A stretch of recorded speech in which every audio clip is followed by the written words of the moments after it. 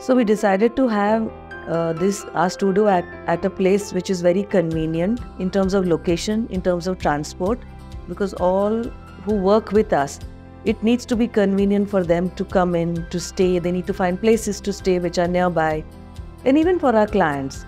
So it's a very strategic place, though it is in a commercial building.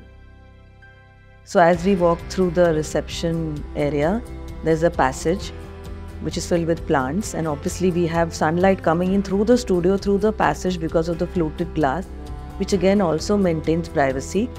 It goes into two parts again. One is the conference room where we have meetings with clients or with the team, and the second part is the studio, of course, where we all sit together. We don't have separate cabins.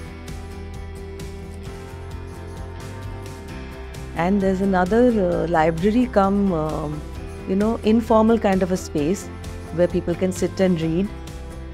Place close to my heart because I write, so I do my writing and reading there. We have considered all the natural materials like natural stone, wood, natural sunlight. So we have emphasized more on natural sunlight because we personally are very fond of natural sunlight because it is directly, it stimulates the human emotions. I think my favorite part of the studio is the studio where the whole team sits together, because it's not just, serious design. There's so much fun and so much humor while the designing process is happening during the day. Humor is an integral part of our studio. We like to enjoy, we like to laugh a lot. As a new mother, I faced many difficulties, but Snehal sir and Badri ma'am always support me and encourage me to rejoin to office. Many of our teammates live far away from home, so she brings healthy and homemade cooked food, and we celebrate and eat all together. For us, bold means taking challenges. Challenges challenging the material, challenging the context, challenging client's requirement, and challenging traditional or conventional aesthetics as well.